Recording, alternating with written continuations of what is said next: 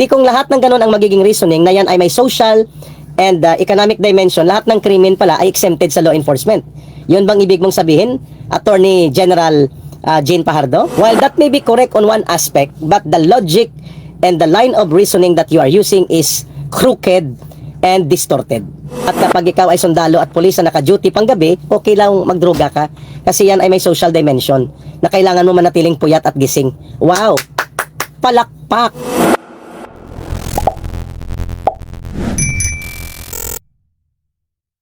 Bakit ko po sinasabi mga kababayan na napapansin ko po na mahalaga po itong binanggit na post ni Philippine Marines retired Major General Orlando De Leon. Siya ay member ng class 1982 sa Philippine Military Academy. Isa po itong respetado na senior retired military general sa Armed Forces of the Philippines. Una po, binanggit niya kung police pa ba po ito. Itong si General Jane Fajardo na ang binabanggit po ni Major General retired Philippine Marines General Orlando De Leon ay itong si Jane Fajardo ay kanyang binibigyang matuwid ang naging pahayag po ni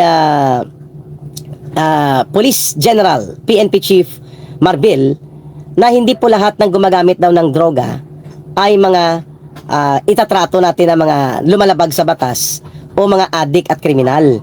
Kaya dapat po mayroon daw tayong humanitarian consideration dito sa mga gumagamit daw ng droga, lalo na kapag panggabi daw sila na nagjo-duty, mga security guard, mga call centers, o kahit mga police at army o mga sundalo. Hindi daw automatic na itrato sila na lumalabag sa batas. Nagulat ako sa tinitingnan ko po sa Facebook post, piniplay ko sa TikTok ang nakaraang pahayag na ito ni Police General Marbil at binibigyan pang matuwid ng isang abogada na tagapagsalita ng PNP na si General Fajardo. Dati po siyang colonel lang nung pumasok siya dyan sa Philippine Information or sa Philippine National Police Information Unit. Ngayon siya po ay isa ng general.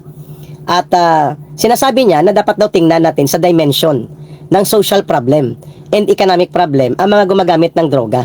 At hindi daw dapat ito tratuhin na isang law enforcement issue. Wow! Kaya nagtanong si Major General retired Philippine Marines Orlando De Leon kung police pa po ba ito.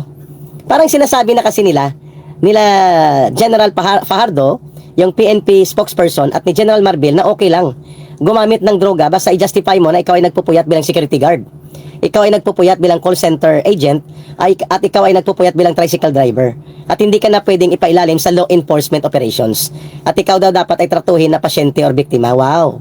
Para lamang ipakita na mayroon silang konteksto na ginagamit daw ang humanitarian consideration at human dimension approach sa problema sa illegal na droga, na hindi nila maampat-ampat sa pagkatanong balik muli. Mali po yun.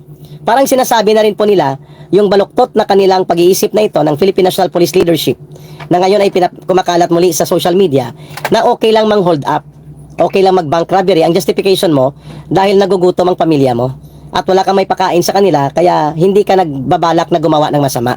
Ikaw ay nang hold up lamang para may pakain sa kanila. Ganun pong ibig sabihin ng lohika na baluktot ni General Marbil at ni General Fajardo, ni ang kanilang spokesperson na abogada pa naman. Ang kanilang ginamit na lohika ay baluktot, skewed, illogical, and crook na uri ng reasoning at wala sa hulog. Bakit? Sapagkat ano pa man po ang maging justification mo sa paglabag sa mga batas, iyan po ay paglabag pa rin sa batas. Lahat ng kriminal, ganun na rin pong gagawin nila at magiging line of reasoning. Chip, pasensya na po hindi mo ako pwedeng hulihin sapagkat hindi pa ako lumabag sa batas sa kagustuhan ko. Ako po ay gumawa ng pang-hold up sa bangko, ako po ay gumawa ng pagpatay, nag-akyat bahay po ako, nakapatay po ako ng may-ari ng bahay sapagkat ayaw nilang ibigay ang kanilang pera at mga kagamitan na gusto ko lang naman ay may pagbili ko yon para may pangtuition ng anak ko at may pangpagamot sa ospital. Di kung lahat ng ganun ang magiging reasoning na yan ay may social and economic dimension, lahat ng krimen pala ay exempted sa law enforcement. Yun bang ibig mong sabihin, Attorney General Jane Fajardo? Yan bang gusto nyong ipahiwatig sa droga?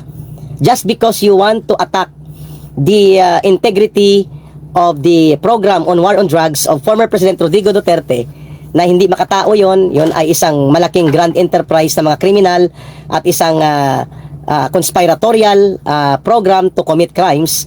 Yung war on drugs na yon, gusto nyong palabasin na kayo ay makatao by saying na hindi lahat ng dimension at aspeto ng drug war problem o ng drug problem sa Pilipinas ay law enforcement lamang ang tinitingnan. While that may be correct on one aspect, but the logic and the line of reasoning that you are using is crooked and distorted. Kaya mali. Klaro? Very dangerous po.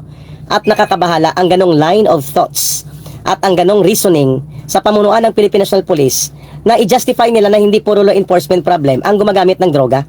Sapagkat daw kapag ikaw ay nagpupuyat na maging tricycle driver, mamasada ka, mag-duty ka bilang security guard, mag-duty ka bilang guest relations officer o GRO sa panggabi na mga duty sa nightclub o sa mga bar, at kapag nag-call center work ka, at kapag ikaw ay sundalo at pulis na naka-duty panggabi, okay lang magdroga ka. Kasi yan ay may social dimension na kailangan mo manatiling puyat at gising. Wow! Palakpak! Wow na wow! Kaya pala, biglang sumirit ang krimen at mga paglabag sa Dangerous Drugs Act dahil sa ganitong lohika ng mga namumuno sa kapulisan. Konsentidor at palpak ang uri ng ganong line of reasoning para lamang pagtakpan na napapalpak at nabubulok po ang kanilang law enforcement program against the war on drugs supposedly na dapat ipinagpatuloy, in-improve at inayos kung may dapat ayusin mula doon sa previous war on drugs ni Pangulong Duterte. Yan ang dahilan kung bakit gumagamit sila ng baluktot na line of thoughts and reasoning na wala na sa hulog. At lumalabas tuloy na nagiging kengkoy sila. Hindi po lahat ng sasabihin ng Chief PNP ay pagtatakpan ninyo at lulusutan ninyo sa pangbabaluktot sa sense of reason and sense of rationality. Kaya na lumalabas tuloy na kulukoy at kingkoy ang inyong mga pinaggagawa dyan sa Philippine National Police. Kaya basahin nyo ang sinasabi ni retired Philippine Marine Major General Orlando De Leon, police pa ba kayo? Are you really into law enforcement business? Are you still the primary law enforcement agency of this country? By the way of the crooked, illogical, and distorted line of reasoning that you want to justify in relations to the proliferation of illegal drug substance abuse. Kaya pala, hindi niya ma-require si Pangulong Marcos Jr. na mag-undergo ng hair follicle DNA type drug testing para po mawala na ang lahat ng agam-agam at magkaroon po ng clarity of issue sa iskandalo ng involvement niya sa drugs.